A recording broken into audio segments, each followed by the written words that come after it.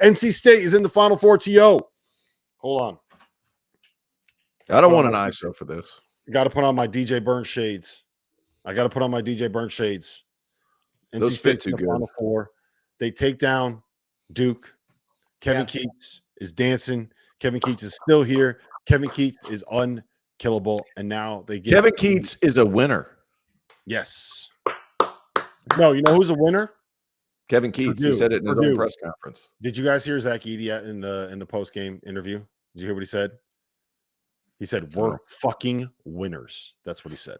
He said, "We're fucking winners." I love Zach Edey, by the way. The dude is so freaking competitive. It's awesome. I love that guy. All right, let's just talk real quick. NC State, what do they have to do, Terrence, to take down the big bad Boilermakers of Purdue? You know what? The magic needs to just keep happening. The only thing is no rotations are going to be had. DJ Burns is going to have to score over 7.5. And I think Purdue just sticks because I think they believe that Zach Edey is going to be able to just stay there in front of him. DJ Burns is going to have a great game. And on top of that, Horn has to play well as well. It's going to be hard. This one's going to be harder than anything else because Purdue's strength is NC State's strength, and it's the front court. So this one will be a little bit. Dude, take off those sunglasses. What is wrong with you? No, I just think it's gonna be hard. But congrats to NC State. I didn't pick them this last game. I thought Duke would win. I thought they'd be able to stretch them out. They're just tough. It's just a lot of toughness on this NC State team. I'm happy for them because I like ask you guys about this. But before I do want to talk about the Duke thing here because I feel like this one's going to stick with Shire a little bit. You know, one of the questions that we had was the toughness of Duke, and I don't think it's just like physical toughness. I think it was up here as well. They kind of gave that thing away down the stretch. Like, I understand NC State's tough defensively. I understand they're going to try to force you to turn the ball over. I understand that they have perimeter defenders that make life hell for people. But I just don't understand how you have three guards as good as Jared McCain, Jeremy Roach, and Tyrese Proctor in theory are, and struggle the way they struggled offensively in the second half. I think that this one sticks with John Shire for a little bit. It's hard to knock down shots when the balls are inflated to the point of when you bounce them, they can go to the moon. Like, and here's the thing: if you're a jump shooting team, you're going to have trouble.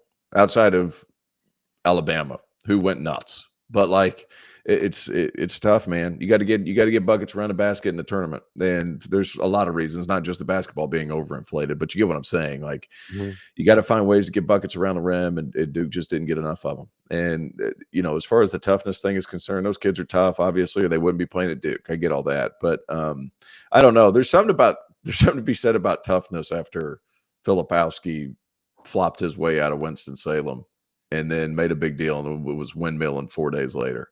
Look, ever since then, it just kind of jaded it for me.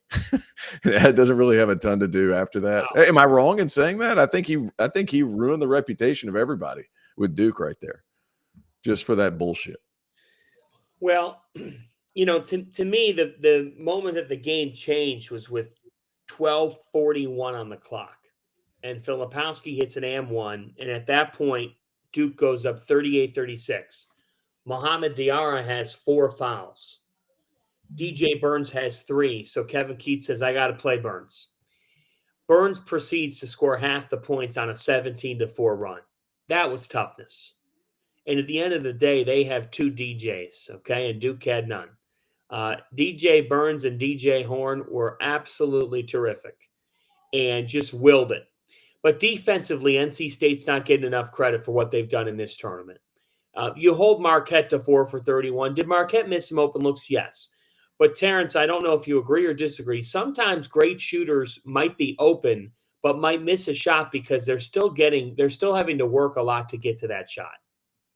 So you could get an open look, but you still could be fairly well defended because it's really hard to get to that point. And I just feel as though that North Carolina State's perimeter of Horn and Morcell, and then what they're getting in the interior, obviously, from Burns. And then Diarra, even though Diarra didn't have a great offensive game yesterday, he still gives them so many spark plays. I mean, this guy – he's a hustle guy. What's that? Hustle guy. It's crazy that he had 5 double-figure performances out of his first 29 games. and he's got 5 in the last 7 on this crazy run. So good for Kevin Keats, man. Great for the Wolfpack. And it just nobody had this. I mean, if you had them in the Final Four, we'll take the lottery numbers from you tonight. Or congratulations to your dog who picked the right treats 4 times for them to get to the Final Four. It's amazing, and it is the latest evidence, Rob, that college basketball's postseason is the most inclusive because NC State got included. They had to win the ACC tournament. Mhm. They did it, and now they're standing here. Yep. And Michael O'Connell's he's hit some big shots throughout this, 10-game run, 9-game run. He's hit some monster shots. He's been a big portion. And you alluded to the perimeter. Those guys defend. Like DJ Horn defends. Casey Morcell really defends. And O'Connell has been big in moments. It's what a fun, and it's a different guy, it seems like, every single game that just kind of takes over besides DJ Burns. DJ Burns is a constant, and then there's always 1 or 2 guys else that just kind of go out of their mind. Even Ben Middlebrooks, who, guys, I'm going to be honest with you, at Clemson couldn't score with a pencil. And he's had some games where he's looked really good. I think he had 21 earlier this season, or earlier in this 9-game run, to where it's like, where did that come from? Well, they have talent on that team, and somebody different seemingly every day. Yep. All right. Well, listen, we've been here for about an hour. I want to let you guys know that if you are going to Phoenix, we will be at Huss Brewing on Wednesday, Thursday, Friday, and Sunday. We'll be there 4 to 7 local time. It'll be 7 to 10 p.m. Eastern time. We will be streaming. We will be broadcasting. You can find all that stuff right here on YouTube. I believe it'll also be on the Stadium app. You can hear it on SiriusXM as well. And then on Saturday and Monday, we'll be doing pregame shows from the BetMGM Sportsbook that is connected to the stadium out there in Glendale. And obviously, we will be doing post-game shows live from the court. All of that will be on YouTube as well. The times will be TBD. I'm not sure exactly when we're going to get in there for the pregame yet. It'll probably start about 2 hours before the tip-off. And post-game will just kind of be, it's going to depend on when things end. But I will be out there. Finta will be out there. We're going to keep trying to convince Terrence Oglesby to find a way to make his way out there. Just call in sick, man. You got sick days at your job. Everyone's got sick days. We'll keep leaning on him. If he gets, how about this? If he gets 300 people tweeting at him that says, T.O., quit your job, then maybe we'll find a way to be able to get him to come out. So tweet at him and say, T.O., quit your job. But listen, it's going to be an awesome week in Phoenix. I can't wait. Fanta, we just got a $4.99 super chat to donate to the Fanta Fajita Fund. I'm fired up. Gentlemen, we will see you guys out in Phoenix.